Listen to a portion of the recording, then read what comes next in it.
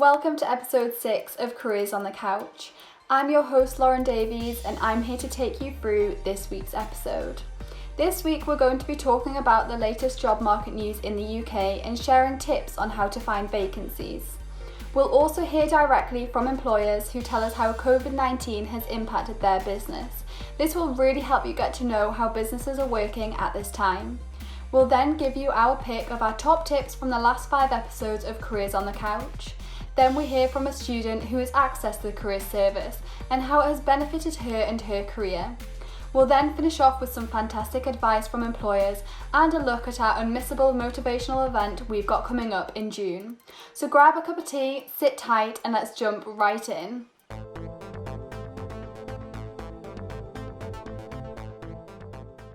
Hi everyone, I'm Mark Lee, one of the careers advisors at Northumbria University.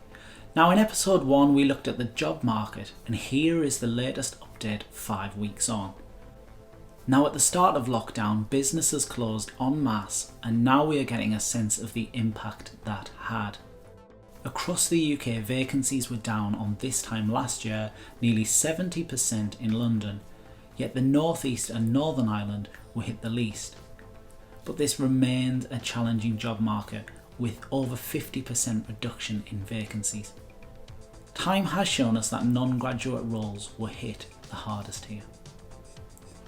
Now from January to June, vacancies steeply declined from 2019, but slow recovery is emerging as seen at the end of May at weeks 22 and 23. In fact, some industries are still actively recruiting from the right side of this image, whereas others are still in crisis as seen on the left of this image. We are also getting a sense of when businesses will begin to trade again as we head back to a new normal. As you can see, a few industries are looking at trade again in the next fortnight, whereas more will reopen in the next 4 weeks. And yet when we look at this across all industries in the UK, we can see that many are still unsure of when they will start retrading again. This is proof of the uncertainty that remains in the UK job market. So what can you do? You can continue to use the resources exclusively available to help you at this challenging time. Use Northumbria University's Jobs Online and Careers Online platforms for exclusive support and vacancies, and access the Careers Service if you want to discuss your job search. We are continuing to receive opportunities for Northumbria University graduates from a range of different businesses, so there are opportunities available to you. We also have Your Graduate Future workshops continuing to run all of June. This will help you unearth opportunities and help you with your job search.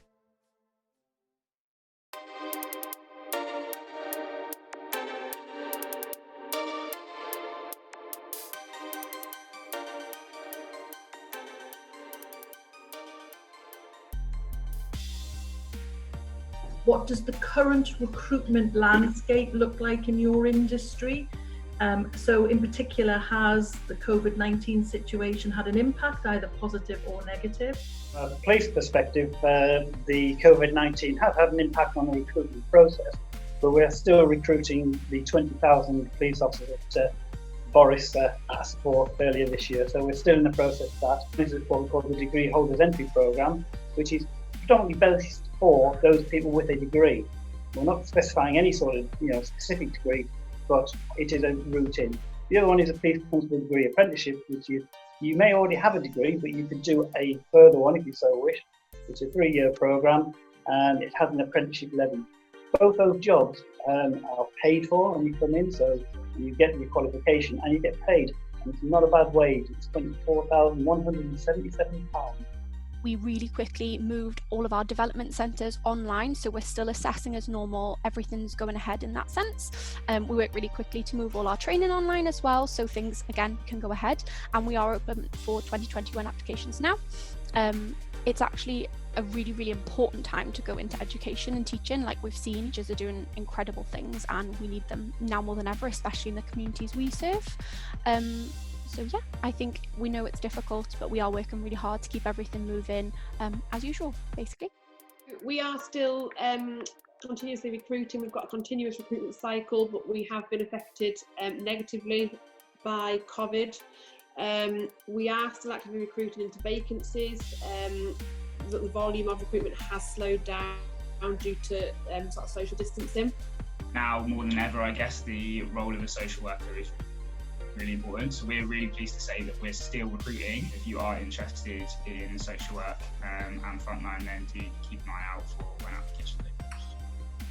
It's really nice to hear that everyone is still recruiting. I think when you read the news and see what people are saying the sort of recruitment landscapes like for new graduates, it is a bit bleak. So it's nice to see there are still loads of opportunities, and particularly in some of these areas that we know our students in particular are really interested in. We know that they're keen to work with people to do something to help their communities. So yeah, it's really, really positive news.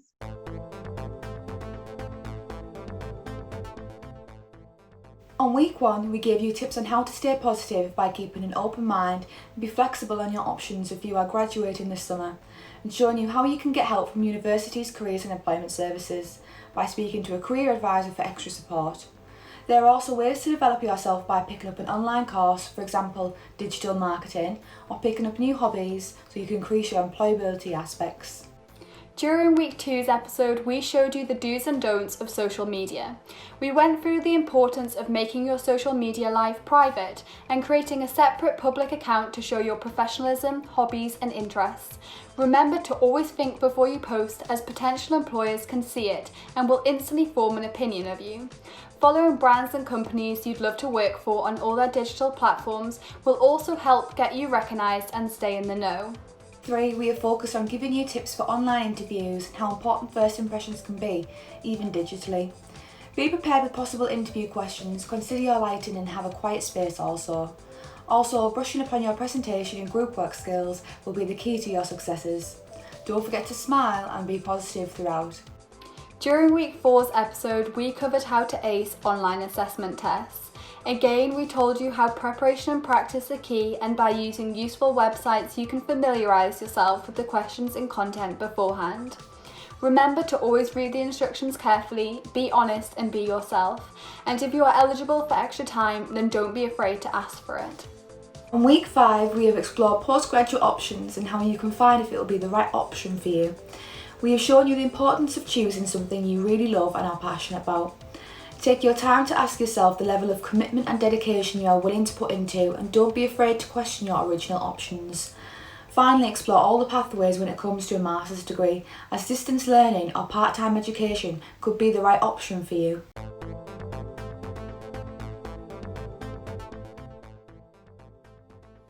Hello, I'm Ella Surtees. I'm just about to graduate from Northumbria University after an amazing 4 years studying marketing management, including a placement year.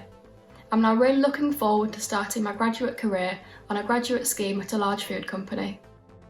When I was applying for my graduate role, there were a few things in the careers department that I found particularly useful. First of all, I approached the careers department for some help with my CV to make it look a lot more professional and include all my relevant experience.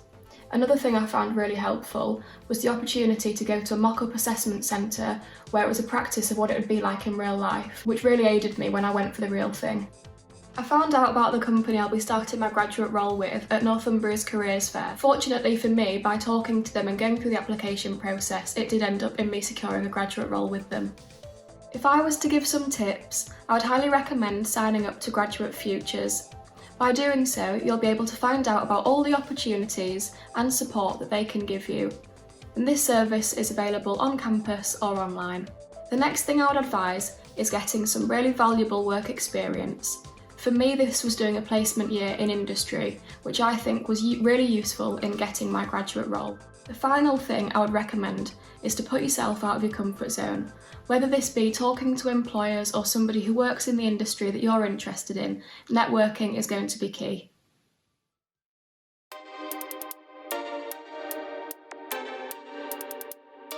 What is the best bit of careers advice you have ever received? Best piece of careers advice I had. I used to work on a farm with my uncle, and it was a family business many years ago. And his advice was, go for it. You don't know until you do it what you want to do. So just go for it. It may not be what you want to do at the end of the day, but if you haven't tried it, you can't say you haven't done it.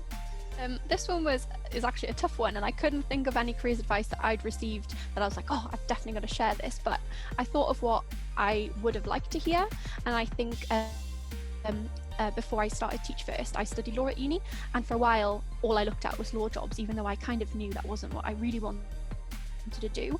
So I would just say, don't feel cornered into one thing or anything. I think go for what you're interested in. Do your research. Sometimes it's easier to find out what you don't want to do than what you do want to do. I guess the best advice I've ever been given was from my mum, who's always told me to do something that I enjoy, particularly when I was and ahhing, do I put an application in to sort of progress to being a clinical care manager from a paramedic role. I suppose I lacked a bit of confidence in myself. My mum said to me, just be confident, get out your comfort zone. She said no positive change comes from within your comfort zone, which I think is a really good saying. And obviously, you know, in getting out of my comfort zone, I've managed to obtain a position, and I'm really happy in the role that I currently do. I can't really think of a specific piece of advice that I've ever received, but I would say, yeah, don't stress too much if you haven't got a really clear view at the moment. Really research what's out there and think about what it is you want from a job, I guess. You know, is it something public facing? Is it something on your feet, working with lots of different people? Is it something where you're going to get a lot of fulfillment out of? As a careers advisor, obviously I have spent a long time talking to people about their jobs, and I never ever get bored of it. Try things, you know, as a young graduate, life's genuinely really exciting, and look at all of the different opportunities available. And that messaging that you just gave there is just spot on. It's life, isn't it? We're all at different stages of it. And everyone kind of goes through quite a similar journey, and if you don't try things, you'll never know.